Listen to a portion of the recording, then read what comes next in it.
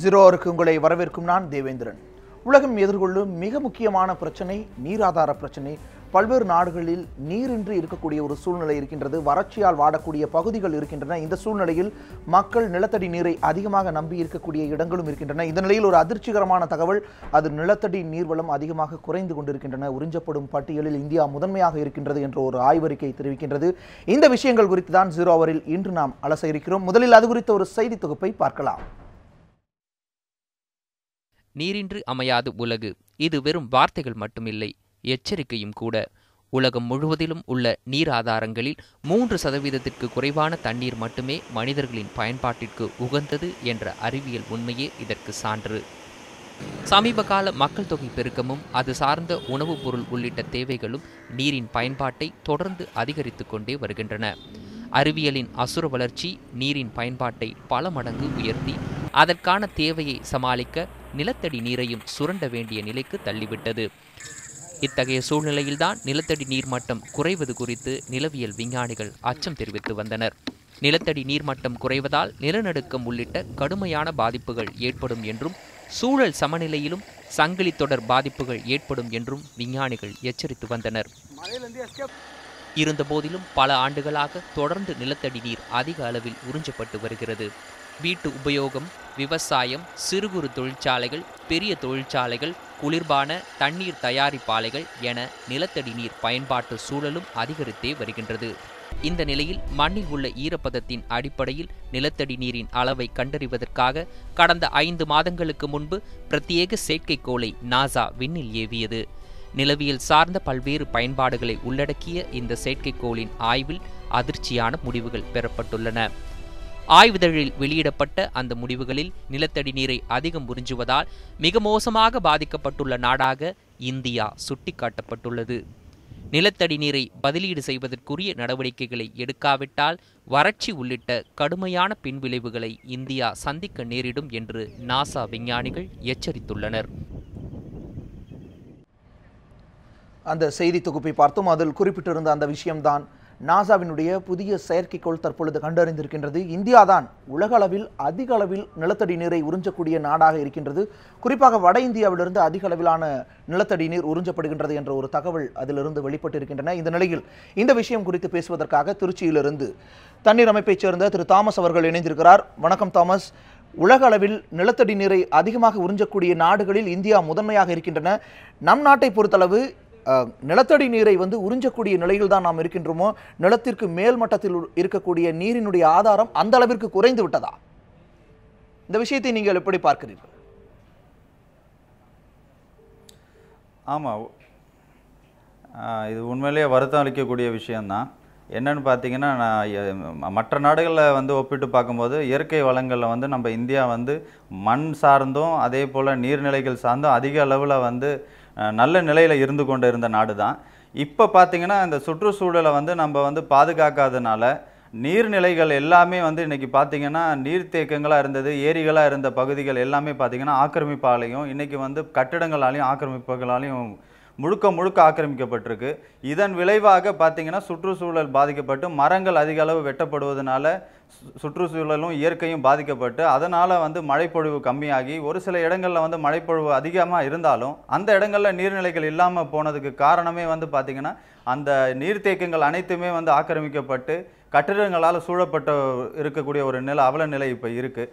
இது ரொம்ப கவனிக்கக்கூடிய விஷயம். ஏன்னா இன்றைக்கி இரண்டாம் உலகப் போர் எல்லாமே பார்த்திங்கன்னா நாடுகளை பிடிக்கிறதுக்காக நடத்தப்பட்டதாக சொல்லப்படும் பட்சத்தில் மூன்றாம் உலகப் போர் ஆனது பார்த்திங்கன்னா தண்ணீருக்காக தான் இருக்குன்ற ஒரு வருத்தத்துக்குரிய ஒரு விஷயம் இப்போ எல்லாருமே கேள்வியால் பார்த்துட்ருக்காங்க. இதை முழுக்க தவிர்க்கணும்னா இதற்கு பின்பாவது நம்மளுடைய சுற்றுச்சூழல் பகுதிகளை சுற்றுப்புறத்து இயற்கையோடு ஒன்று வாழக்கூடிய வகையில் நம்ம மாற்றி அமைத்துக்கணும். அதோடு மட்டும் இல்லாமல் இயற்கை நீராதாரங்களை சேமிக்கக்கூடிய ஏரிகள், குளங்கள் இதற்கு மேற்பட்டு ஆக்கிரமிப்பாகல அது இல்லாமல் அது நீர்த்தேக்கங்களுக்காகவே பயன்படுத்தக்கூடிய ஒரு வழியை ஏற்படுத்தி கொடுக்கணும். தாமஸ், இந்த நிலையில் கடந்த காலங்களில் கூட விஞ்ஞானிகள் இந்த மாதிரியான விஷயங்களை குறிப்பிட்டிருந்தார்கள். நிலத்தடி நீரை அதிகமாக உறிஞ்சுதல் அப்படிங்கிறது ஒரு மிகப்பெரிய அழிவிற்கு இட்டுச் செல்லும் அப்படிங்கிற விஷயத்தை விஞ்ஞானிகள் தொடர்ந்து தெரிவிச்சுட்டு வராங்க. இந்த நிலையில் நாசாவினுடைய இந்த ஒரு வெளிப்பாடு, இந்த ஒரு அறிக்கை அப்படிங்கிறது எந்த அளவிற்கு முக்கியத்துவமானதாக இருக்கும்? இந்த நிலையில் நாம் உணர்ந்து கொள்ள வேண்டியது என்ன?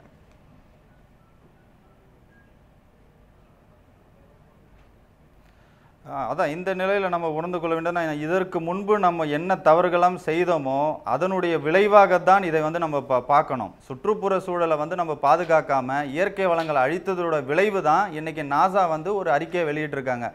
இது மேலும் வந்து அதிகப்படியாக மற்ற பகுதிகளுக்கெல்லாம் விரிவடைந்து உலகமே பார்த்திங்கன்னா ஒரு வறட்சியான ஒரு பூமியாக மாறுறதுக்கு வந்து வழிவகை ஏற்படுத்தக்கூடிய அவலநிலை இருக்குது. இதை தடுக்கும் வகையில் இனியாவது இருக்கக்கூடிய வளங்களை பாதுகாக்கணுன்ற ஒரு நோக்கத்தோட சட்டங்கள் கடுமையாக்கப்படணும். அதோடு மட்டும் இல்லாமல் கண்காணிக்கப்படணும். இயற்கை வளங்கள் வந்து பாதுகாக்கப்படணும். தாமஸ், நிச்சயமாக தொடர்ந்து உங்கள்கிட்ட பேசுகிறோம். அதற்கு முன்பாக இந்திய அளவில் எந்தெந்த மாநிலங்களில் அதிகமாக நிலத்தடி நீர் உறிஞ்சப்படுகிறது என்பது குறித்த நாசாவினுடைய அந்த ஆய்வறிக்கையின்படி இருக்கக்கூடிய ஒரு விஷயத்தை பார்க்கலாம். இந்தியாவை பொறுத்தளவு எந்த அளவிற்கு எந்த மாநிலங்கள் அதிக அளவில் நிலத்தடி நீரை உறிஞ்சுகின்றன? நிலத்தடி நீரை உறிஞ்சக்கூடிய மாநிலங்களின் அளவை பார்க்கும் பொழுது அதில் காஷ்மீர், வடகிழக்கு மாநிலங்கள், ஒரிசா, சத்தீஸ்கர், ஜார்க்கண்ட் போன்ற மாநிலங்களில் மிக குறைந்த அளவுதான் நிலத்தடி நீரை உறிஞ்சக்கூடிய பகுதியாக இருக்கின்றது. அதே போல இதற்கு அடுத்தபடியாக பார்க்கும் பொழுது மேற்கு வங்கம், பீகார், இமாச்சல பிரதேசம் போன்ற மாநிலங்களை பொறுத்தளவு அதற்கு அடுத்தபடியாகவும் மத்திய பிரதேசம், மகாராஷ்டிரா, தெலுங்கானா, ஆந்திரா, கேரளா உள்ளிட்ட பகுதிகள் அதற்கு அடுத்தபடியாகவும் மிக குறைந்த அளவில் நீரை உறிஞ்சுகின்றன. கர்நாடகா, உத்தரப்பிரதேசத்தை பொறுத்தளவு அது அதற்கு அடுத்தபடியாக இருக்கின்றது நீரை உறிஞ்சக்கூடியதில். தமிழ்நாடு, குஜராத் என்பதும் மிக பின்தங்கியே இருக்கின்றன. மிக அதிக அளவில் ராஜஸ்தான், பஞ்சாப், ஹரியானா போன்ற மாநிலங்களில் மிக அதிக அளவில் நிலத்தடி நீர் உறிஞ்சப்படுகின்றன. அபாய கட்டத்தை இந்த பகுதிகள் எட்டிவிட்டதாக அந்த அறிக்கையில் தெரிவிக்கப்பட்டிருக்கின்றன. நிலத்தடி நீர்வளம் மிகுந்த அளவில் குறைந்திருக்கக்கூடிய பகுதியாக இருக்கின்றது. அதே போல தமிழ்நாடு பகுதியை பார்க்கும் பொழுதும் தமிழ்நாடு, குஜராத் உள்ளிட்ட மாநிலங்களை பொறுத்தளவும் அங்கும் மிக ஒரு ராஜஸ்தான் அளவிற்கு இல்லாவிட்டாலும் மிக குறைந்த அளவில் தண்ணீர் வந்து உறிஞ்சப்படுகின்றது, நிலத்தடி நீர் உறிஞ்சப்படுகின்றது என்ற ஒரு தகவலும் வெளிப்பட்டிருக்கின்றன. இந்த நிலையில் கோவையிலிருந்து திரு அகிலா அவர்கள் இணைந்திருக்கிறார். அவரிடம் பேசலாம். வணக்கம் அகிலா. இந்த விஷயங்கள், அதாவது நாசாவினுடைய அறிக்கை இப்படியாக இருக்கின்றது. நாசா வந்து ஒரு செயற்கைக்கோள் மூலமாக எடுத்த விஷயங்களின் அடிப்படையில் இந்தியாவை பொறுத்தளவு உலக அளவில் முதன்மையாக இருக்கக்கூடிய நாடாக இருக்கின்றது. நிலத்தடி நீரை அதிகமாக உறிஞ்சுவதில் குறிப்பாக வட மாநிலங்களில் பெரிய அளவில் இருக்கின்றன. அதற்கு அடுத்தபடியாக தமிழகம், குஜராத் உள்ளிட்ட மாநிலங்கள் இருக்கின்றன. இந்த விஷயத்தை நீங்கள் எப்படி பார்க்கிறீர்கள்? உலக அளவில் இந்தியாவினுடைய நிலத்திற்கு மேல் இருக்கக்கூடிய நீர்வளம் அந்த அளவிற்கு தான் குறைந்து விட்டதா? நிலத்தடி நீரை அதிகமாக பயன்படுத்த வேண்டிய, அதிகமாக எடுக்க வேண்டிய தேவை இந்தியாவில் இருக்கின்றதா?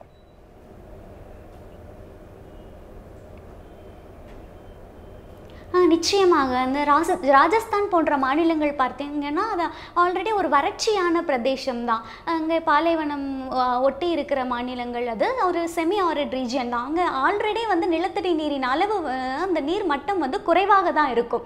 அப்போ அங்கே இருக்கிற மக்கள் தண்ணீர் தட்டுப்பாட்டிற்காக நிலத்தடி நீரை உறிஞ்ச வேண்டிய தேவைக்கு தள்ளப்படுறாங்க. அதே சமயம் தமிழ்நாட்டில் பார்த்திங்கன்னா தண்ணீரின் அளவு நமக்கு ஓரளவுக்கு தேவையான அளவு இருந்த போதிலும் அதிகமான வரம்பு மீறிய ஆழ்துளை கிணறுகள் இடுவது, போர் போடுறது, சில நேரங்கள் அப்பார்ட்மெண்ட்ஸ்லாம் பார்த்திங்கன்னா அதிக பவர்ஃபுல்லான மெஷின்ஸை வச்சு அவங்க துளையிடுறாங்க, போர் போடுறாங்க. ஸோ அரசு வந்து எல்லோருக்கும் போர் போட்டுக்கிறதுக்கான அந்த உரிமையையும் கொடுத்துட்றாங்க. அதனால வரம்பு இல்லாமல் வந்து அந்த நிலத்தடி நீரை வந்து பயன்படுத்துகிற அளவு வந்து அதிகரித்து கொண்டே போகிறது. அதுவும் வந்து தமிழ்நாட்டில் ஒரு முக்கியமான காரணமாக இருக்குது. அடுத்து வந்து தொழிற்சாலைகள், அதுக்கப்புறம் சில நிறுவனங்கள் எல்லாமே வந்து ஆற்று நீரை தான் பயன்படுத்திக்கிறோம் அப்படின்னு சொன்னாலும் கூட இல்லீகலாக அவங்க வந்து அவங்க போர் போட்டு அந்த நிலத்தடி நீரை பயன்படுத்தி தொழிற்சாலைகளுக்கு பயன்படுத்துகிறாங்க. மினரல் வாட்டர் ஃபேக்ட்ரிஸ் எல்லாமே ஆற்று நீரை பயன்படுத்தி தான் நாங்கள் வந்து இதை பண்ணுறோம் அப்படின்னு சொன்னாலுமே அதில் வந்து எனக்கு வந்து அதில் நம்பிக்கையும் இல்லை. இப்போ கோவையிலேயே வந்து பேரூர் பக்கத்தில் நொய்யல் ஆற்றங்கரையில் ஒரு மினரல் வாட்டர் ஃபேக்ட்ரி இருக்குது. நான் நொய்யல் ஆறு இறந்து போய்விட்டது அப்படிங்கிறது வந்து எல்லாருக்குமே தெரியும். நொய்யல் ஆறின் நிலைமை எந்த அளவுக்கு இருக்குது அப்படிங்கிறது தமிழ்நாடு மக்களுக்கு அதை பற்றி அறிவு ஓரளவுக்கே இருக்குது. அந்த மாதிரி ஒரு இடத்துல அவங்களுடைய ஃபேக்ட்ரியை வச்சுட்டு ஆற்று நீரை பயன்படுத்தி தான் நாங்கள் இந்த நீர் உற்பத்தி பண்ணுறோம் அப்படின்னு சொல்கிறத வந்து என்னால் நம்ப முடியல. நிச்சயமாக இந்த மாதிரி நிறுவனங்கள் எல்லாமே வந்து இல்லீகலாக நிலத்தடி நீரை உறிஞ்சி பயன்படுத்திக்கிட்டு இருப்பாங்கன்னு நினைக்கிறேன். இதவும் வந்து இந்த நிலத்தடி நீர் மட்டம் தமிழகத்தில் குறைஞ்சு போகிறதுக்கு மிகப்பெரிய காரணமாக இருக்கலாம். இந்தியா வந்து அந்த நாசா ரிப்போர்ட் படி பார்த்தோம்னா இந்தியா தான் அதிகமாக நிலத்தடி நீர்மட்டத்தை உறிஞ்சு கொள்ளுது அப்படிங்கிற குற்றச்சாட்டை வந்து நான் எப்படி பார்க்குறேன்னா, உலகம் முழுக்க வந்து இந்தியாவை வந்து பன்னாட்டு நிறுவனங்களின் கைக்கூலிகளாக மாற்றிக்கொள்ள முற்பட்டு இருக்கும் பொழுது, இங்கே வந்து உங்களுடைய நிறுவனங்களை அமைத்துக்கொள்ள அவங்கெல்லாம் வந்து பிரயத்தனப்படும் பொழுது இங்கே தான் நிலத்தடி நீர்மட்டம் அதிகமாக உறிந்து கொள்ளப்பட வேண்டிய நிலைமை உண்டாகும். ஏன்னா இங்கே அந்த நிறுவனங்கள் எல்லாமே இங்கே தான் ப்ரொடக்ஷன் பண்ணுறாங்க அப்படிங்கும் பொழுது இங்கே தண்ணீரின் தேவை அதிகமாக இருக்குது. இப்போ பொதுமக்களின் குடிநீர் தேவையையும் தாண்டி அந்த நிறுவனங்களுக்கான தண்ணீர் தேவையையும் வந்து அவங்க இந்த நிலத்தடி நீர்லேருந்து உறிஞ்சிக்குவாங்க. இதுவும் ஒரு மிகப்பெரிய பிரச்சனையை வந்து தமிழகம் சந்திச்சுட்டு இருக்கு. இன்னைக்கு இருக்கிற சுற்றுச்சூழல் இந்த சுற்றுச்சூழல் ஆர்வலர்கள் எல்லாருமே வந்து இதற்காக தான் நம்ம வந்து போராடிக்கிட்டே இருக்கோம். உங்களுடைய கார்ப்பரேட் நிறுவனங்கள் அத்தனையுமே தமிழகத்தை நோக்கி திரும்புறதுனால இங்கே இந்த நீர் தட்டுப்பாடு நிச்சயமாக இதை விட பெருகக்கூடிய வாய்ப்பு இது வந்து இனியும் வந்து அதிகமாகிக்கிட்டே தான் இருக்க போகுது. இந்த நிலையில் நாம் இந்த விஷயங்கள் குறித்தும் பார்க்க வேண்டும். அதாவது நாசா அனுப்பிய இந்த ஒரு செயற்கைக்கோளிலிருந்து தான் இப்படியான ஒரு தரவுகள் கிடைத்திருக்கின்றன, அறிக்கை கிடைக்கப்பட்டிருக்கின்றன.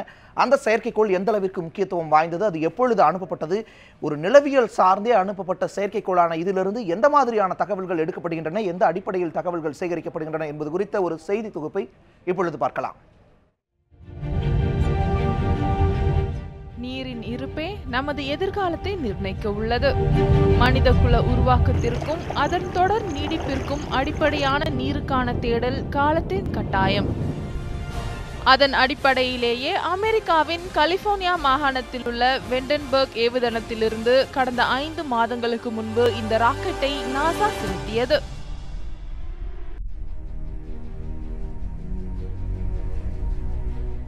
SMAP is an acronym for Soil Moisture Active Passive. It's a satellite that studies the Earth's moisture content, where it is, where it comes from, where it goes. பூமியில் உள்ள ஒவ்வொரு மூலக்கூறுகளும் சமநிலையை தக்க வைத்துக் கொள்ள நுண் அலைகளை வெளியிடவோ அல்லது கவர்ந்து கொள்ளவோ செய்கின்றன. மண் வெளியிடக்கூடிய மைக்ரோ அலைகள் அதில் பொதித்துள்ள ஈரப்பதத்தையும் அதன் வெப்பநிலையையும் பொறுத்தே அமைகிறது. இவ்வாறு மண்ணிலிருந்து வெளியேறும் நுண் அலைகளை செயற்கைக்கோள்களில் பொருத்தப்பட்டுள்ள ரிசீவர்கள் பெற்றுக்கொள்கின்றன. இதில் பயன்படுத்தப்படும் தொழில்நுட்பம் அபாரமானது. 2 மீட்டர் நீளம் கொண்ட விரிவடையும் தன்மையுடைய வலை போன்ற அமைப்பு செயற்கைக்கோள்களில் பொருத்தப்பட்டுள்ளது.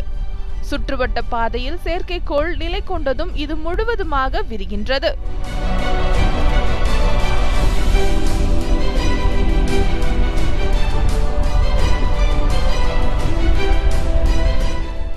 செயற்கைக்கோளிலிருந்து நீளும் செயற்கை கை இந்த அமைப்பை சுழற்றுவதன் மூலம் ஒரே நேரத்தில் பூமியின் 1000 கிலோமீட்டர் பரப்பளவு ஆராயப்படுகிறது. இந்த வசதியின் காரணமாகவே 3 நாட்களில் செயற்கைக்கோள் புவியின் ஒட்டுமொத்த பரப்பின் ஈரப்பதத்தையும் அறிந்து கொள்ள முடிவதாக கூறப்படுகிறது. Every 3 days we'll have a soil moisture map of the entire Earth, and it will allow scientists to track water availability around the globe, which will also help in guiding policy decisions. நீரின் இருப்பிடத்தையும் அதன் திசை வழியையும் துல்லியமாக அறிவிக்கக்கூடிய இந்த வரைபடத்தின் மூலம் கிடைக்கக்கூடிய பலன்கள் அளப்பரியது. And it'll help us mitigate the impacts that these phenomena have on people's lives. Soils are like sponges. They can hold a certain amount of water. And if we know the amount of water in the soils, and we know that there's a big rainstorm coming, for example, and that the soils are near saturation, then we can predict that that area might be at risk for flooding. When there's a lot of moisture available in the soil, it can support stronger thunderstorms. So being able to understand the soil moisture state is also useful for weather forecasting in the near term. எதிர்காலத்தில் நீர் மிக முக்கியமான பிரச்சனையாய் மாறிப்போவதாக தொடர்ந்து விஞ்ஞானிகள் எச்சரித்து வருகின்றனர். இந்த நிலையில் பூமியின் ஈரப்பதம், நீரின் தோற்றம் மற்றும் பாயும் வழி குறித்து பெறப்படும் வரைபடங்கள் உண்மையில் ஒவ்வொரு மனிதனின் வாழ்விலும் தாக்கத்தை ஏற்படுத்தக்கூடியவை என்று கூறுகின்றது நாசா. அந்த செய்தி தொகுப்பை பார்த்தோம். நாசா எந்த அளவிற்கு ஒரு தொழில்நுட்பத்துடன் கூடிய செயற்கைக்கோளின் மூலமாக இந்த தரவுகளை எடுத்திருக்கின்றது என்பது குறித்து பார்த்தோம். இந்த நிலையில் திரு தாமஸ், உங்களிடம் என்னுடைய அடுத்த கேள்வி, நாம் குற்றச்சாட்டுகளை முன்வைக்கின்றோம். ஆலைகளால் முறைகேடாக எடுக்கப்படக்கூடிய நீரால் வந்து நிலத்தடி நீர்மட்டம் குறைகின்றது, அது இல்லாமல் வீடுகளிலிருந்து முறைகேடாக எடுக்கக்கூடிய நீரால் குறைகின்றது என்று வைத்துக்கொண்டாலும் கூட அதையும் தாண்டி விவசாய நிலங்களை அல்லது விவசாயத்திற்காக எடுக்கக்கூடிய நிலத்தடி நீரினாலும் பாதிக்கப்படுகின்றது என்ற ஒரு குற்றச்சாட்டு முன்வைக்கப்படுகின்றது. இன்று இந்த நாம் பார்த்த அந்த தரவுகளின் அடிப்படையிலேயே பஞ்சாப், ஹரியானா மாநிலங்களில் முதன்மையாக இருக்கின்றது. ராஜஸ்தான் போன்ற வறண்ட மாநிலம் மட்டுமில்லாமல் வற்றாத ஜீவநதி ஓடக்கூடிய பஞ்சாப் மாநிலமும் இந்த பட்டியலில் இருக்கின்றன. மிக அதிகமாக நீரை உறிஞ்சக்கூடிய பகுதியாக இருக்கின்றது. எனும் பட்சத்தில் விவசாயத்திற்காகவும் அதிக அளவில் நிலத்தடி நீர் சுரண்டப்படுகின்றதா?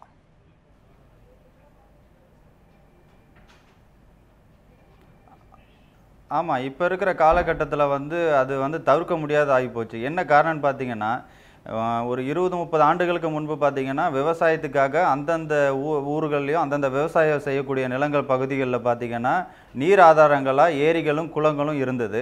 இன்றைக்கி பார்த்தீங்கன்னா அது அத்தனையுமே வந்து நீர் தேக்கிறதுக்கு தகுதியில்லாத ஒரு சூழ்நிலைக்கு தான் உருவாகியிருக்கு. மேலும் ஆற்று நீரை முக்கியமாக வச்சு வந்து விவசாயங்கள் செய்து கொண்டிருந்தார்கள். இப்போ அது ஆற்றிலையும் தண்ணீர் வருவதில்லை. இதனால் விளைவாக விவசாயம் அந்த பகுதியில் செய்யக்கூடிய மக்கள் வந்து நிலத்தடி நீரை தான் எடுத்து பயன்படுத்தக்கூடிய ஒரு அவலநிலை இருக்குது. இதற்கு வந்து முக்கியமாக காரணம் என்னென்னா, இப்போ நமக்கு வந்து பார்த்திங்கன்னா கால சூழலுக்கு ஏற்ப வந்து இப்போ வந்து மழை பெய்வதில்லை. ஏன்னா நம்ம வந்து வெயில் காலம், மழை காலம் இப்படின்னு பார்த்து கொண்டு இருந்த சூழ்நிலையில் இன்றைக்கி வெயில் அடிக்கிற நேரத்தில் மழையும் பெய்யுது. அப்போ நமக்கு கிடைக்கக்கூடிய அந்த நீரை வந்து சேமிக்கிறதுக்கு உண்டான அனைத்து வழிவகைகளையும் வந்து நம்ம வந்து எடுத்து செல்லணும். இப்போ உதாரணமாக மழைநீர் சேகரிப்புன்றது வந்து அரசாங்கம் கொண்டு வந்த ஒரு நல்ல திட்டம். அது வந்து பொதுமக்கள் வந்து முழுவதுமாக அதில் ஈடுபாடோடு அதை வந்து நிலத்தடி நீரை சேமிக்கிற வகையில் அதை பயன்படுத்தணும். அதோடு மட்டும் இல்லாமல் இப்போ நகர பகுதிகளில் பார்த்திங்கன்னா நமக்கு வந்து தார் சாலைகளும் கான்கிரீட் சாலைகளும் தான் வந்து அதிக அளவில் இருக்குது. இன்றைக்கி வந்து நமக்கு ஒரு மழை வந்து இன்றைக்கி வருதுன்னு பார்த்திங்கன்னா அந்த சாலைகளில் வந்து அந்த மழையோட நீர் வந்து வீணாக வழிந்தோடி சாக்கடையில் கலந்து வந்து முழுக்க எதுக்குமே பயனில்லாத ஒரு அவலநிலை தான் இருக்குது. இந்த மாதிரி நமக்கு கிடைக்கக்கூடிய நீரெல்லாலுமே வந்து அதுக்கு உண்டான திட்டங்களை வகுத்து அதை வந்து சேமித்து வைத்தாலே இது போன்ற ஒரு இன்னலான ஒரு சூழ்நிலைகளை வந்து தவிர்க்கலாம். விவசாயிகள் வந்து வேறு வழி கிடையாது அவங்களுக்கு. ஏன்னா குளங்கள், ஏரிகள் இது அனைத்துமே வந்து கட்டடங்களாக ஆனது பிறகு அவர்களுக்கு இருக்கக்கூடிய அந்த நிலத்தில் விவசாயம் செய்யணும். ஏன்னா இன்றைக்கி நம்மளுடைய நாட்டில் பார்த்திங்கன்னா 70% விவசாய நிலங்களாக இருந்தது அனைத்துமே பார்த்திங்கன்னா இன்றைக்கி முழுக்க சுற்றுச்சூழல் பாதிப்பாலையும் ஆக்கிரமிப்பாலையும் அழிந்து போய்விட்டது. அப்போ நம்மளோட உணவு ஆதாரன்றதே ஒரு கேள்விக்குறியாக இருக்குது. ஏன்னா இன்றைக்கி வந்து நம்ம எல்லா விதமான கார்ப்பரேட்டுக்கும் வந்து பணத்துக்கும் முக்கியத்துவம் கொடுத்தாலும் இது அனைத்துமே வந்து நம்ம எதற்காக பயன்படுத்துகிறோம்? உணவு இருந்தால் மட்டும்தான் ஒரு மனிதன் வாழ முடியும், குடிக்க நீர் இருந்தால் மட்டும்தான் ஒரு மனிதன் வாழ முடியும். அப்படி இருக்கக்கூடிய ஒரு சூழ்நிலையில் இதோட முக்கியத்துவத்தை உணராமல் எல்லாத்தையுமே நம்ம அழித்து கொண்டு வந்தால் இது வந்து பெருமளவுக்கு ஒரு பேரிழப்பாக தான் வந்து கருதப்படும். இதில் வந்து அரசாங்கம் மாத்திரம் இல்லாமல் பொதுமக்களும் அவங்களுடைய பொறுப்புகளை உணர்ந்து நிச்சயமா பொதுமக்களும் தங்களுடைய பொறுப்புகளை உணர வேண்டும் அப்படிங்கிற உங்களுடைய கருத்து பெறப்பட்டது. இந்த நிலையில் அகிலா, உங்களிடம் என்னுடைய இந்த கேள்வி, நீங்கள் சார்ந்திருக்கக்கூடிய பகுதி, அதாவது நீங்கள் இருக்கக்கூடிய கோவை மற்றும் அதன் சுற்றுவட்டார திருப்பூர் போன்ற பகுதிகளில் மிக அதிக அளவில் நிலத்தடி நீர் உறிஞ்சப்படுவதாக ஒரு விமர்சனம் உள்ளது. அங்கு இருக்கக்கூடிய ஆலைகளுக்கான ஒரு நீரை வந்து நிலத்தடியின் மூலமாக தான் பெறப்படுகின்றது. ஏன்னா அங்கு இருக்கக்கூடிய நொய்யல் போன்ற நதிகள் எல்லாம் காய்ந்து விட்ட பிறகு அந்த நீரை நம்பி இருக்கக்கூடிய நிலை ஏற்பட்டு விட்டது. இதனால் எந்த அளவிற்கு அங்கு பாதிப்புகள் ஏற்படுகின்றன? நிலத்தடி நீரை உறிஞ்சுவதாலேயே எத்தனை குளங்கள் அங்கு மாயமாகின்றன? ஆக்கிரமிப்புகளை எல்லாம் தாண்டியும் நிலத்தடி நீர் குறைவதாலேயே சில குளங்களும் வறண்டு விடுகின்ற ஒரு சூழ்நிலையும் இருக்கின்றன. இந்த விஷயம் குறித்து உங்களுடைய பார்வை எப்படி இருக்கின்றது?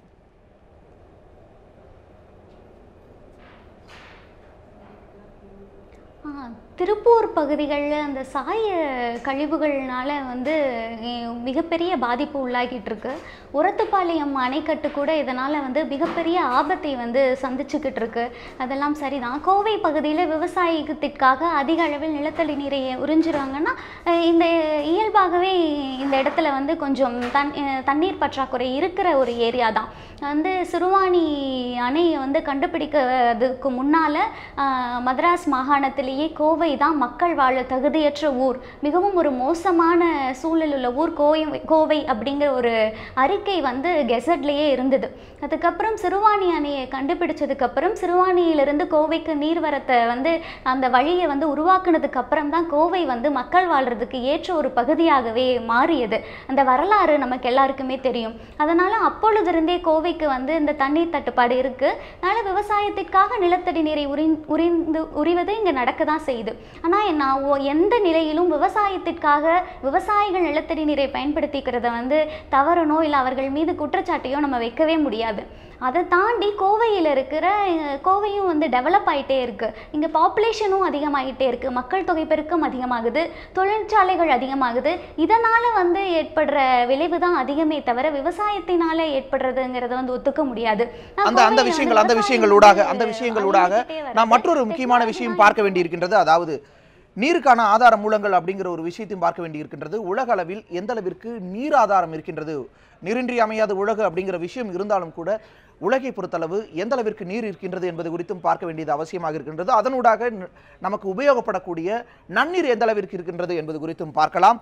நீருக்கான ஆதார மூலங்களாக இருக்கக்கூடியவை கடல் உப்புநீர் ஏரிகள் அப்படிங்கிறத பார்க்கும் பொழுது 97% இருக்கின்றது. கடலை பொறுத்தளவு 4 பெருங்கடல் மற்றும் சிறுகடல்களை சேர்த்து 94%, உப்புநீர் ஏரிகள் 3%, மொத்தமாக 97% இருந்தாலும் கூட நன்னீரின் அளவு என்று பார்க்கும் பொழுது 2.7% அப்படிங்கிற அளவு தான் நமக்கு கிடைக்கின்றது.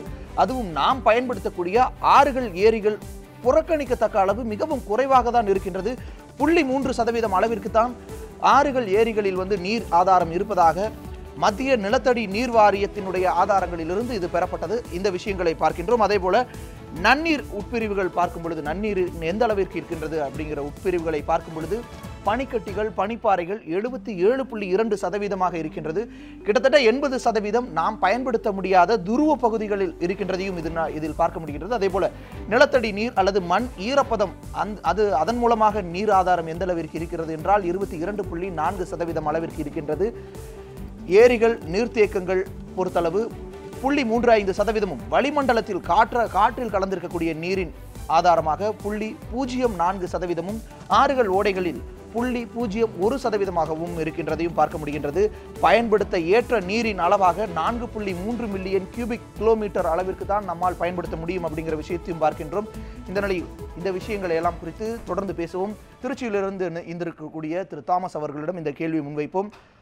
தாமஸ், நாம் பார்க்கின்றோம் மிக மிக குறைந்த அளவுதான் நாம் பயன்படுத்தக்கூடிய நன்னீரின் ஆதாரம் இருக்கின்றது. அதில் ஏரிகள் குளங்களில் இருக்கக்கூடிய மழையின் மூலமாக கிடைக்கக்கூடிய நீரின் அளவை விட அந்த அளவு கூட ஒரு 0 அளவிற்கு தான் இருக்கின்றது. ஆனால் நிலத்தடி நீர் என்று பார்க்கும் பொழுது 22% அளவிற்கு நமக்கு நிலத்தடி நீர் ஆதாரம் இருக்கின்றது. எனவே இந்த நிலத்தடி நீரை நாம் பயன்படுத்திக் கொள்ளலாமா? இது ஒரு நம்முடைய ஆறு குளங்களை எல்லாம் தாண்டி அதை தாண்டி ஒரு 10 மடங்கு 20 மடங்கு அதிக அளவில் இருக்கின்ற பொழுது இது குறைந்து விடுவதற்கான வாய்ப்பு தற்பொழுது ஏற்பட்டு விடாது என்ற ஒரு நம்பிக்கையை நாம் வைத்துக் கொள்ளலாமா? உங்களுடைய பார்வையிலிருந்து தாமஸ் சுருக்கமாக.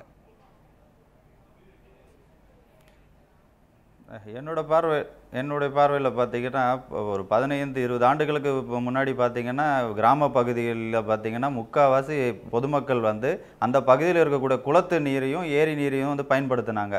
ஆனால் இன்றைக்கி என்னன்னு பார்த்தீங்கன்னா, ஒன்று மழை பொழிவு கம்மியாக இருந்ததுனால நீர் தேக்கங்கள் எல்லாமே வறண்டு போயிருக்கு. ரெண்டாவது ஆக்கிரமிப்பால் வந்து அந்த நீர் தேக்கங்கள்லாம் அழிந்து போயிருக்கு.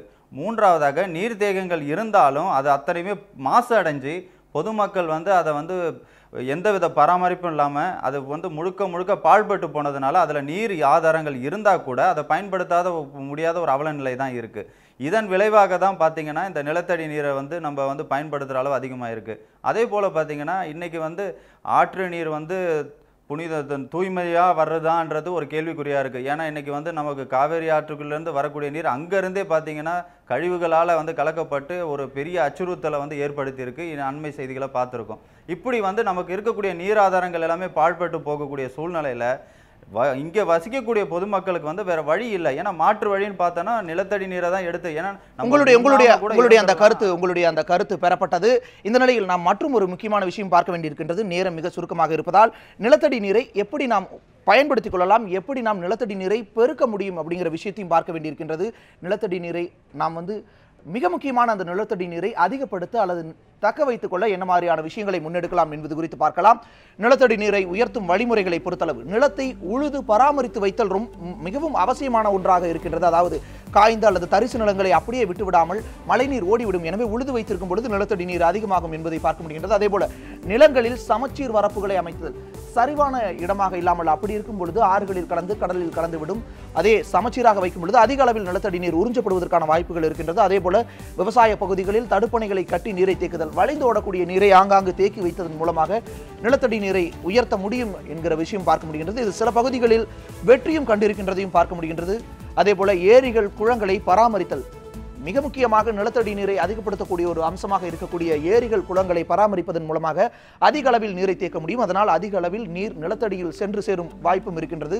மழைநீர் சேகரிப்பு திட்டத்தை செயல்படுத்துதல், தமிழகத்தை பொறுத்தளவு மழைநீர் சேகரிப்பு திட்டம் கொண்டு வரப்பட்டு செயல்படுத்தப்பட்டு கொண்டிருந்தாலும் அது இந்திய அளவில் சேகரிப்பதன் மூலமாக, இந்திய அளவில் கொண்டு வருவதன் மூலமாக அதிக அளவில் நிலத்தடி நீரை கொண்டு வரவும் முடியும். அதே போல ரிவர்ஸ் பம்பிங் மெத்தடை உபயோகப்படுத்துதல், அதாவது நீரை உட்செலுத்துதல், போர்வெல் மூலமாக நீரை எடுப்பது போக அதே மாதிரியான ஒரு மெத்தடின் மூலமாக தேங்கி இருக்கக்கூடிய நீரை நிலத்தடிக்கு அனுப்புவதும் அப்படிங்கிற விஷயமும் ஒரு முக்கியமான விஷயமாக பார்க்கப்படுகின்றது. அதே போல நதிநீர் இணைப்பு திட்டங்களை செயல்படுத்துவதன் மூலமாக நிலத்தடி நீர் வளத்தை பெருக்க முடியும் அப்படிங்கிற விஷயத்தையும் ஆய்வாளர்கள் முன்வைக்கின்றார்கள். இந்த விஷயங்களும் நிச்சயமாக பயன்படும் அப்படிங்கிற ஒரு விஷயத்தையும் பார்க்க முடிகின்றது.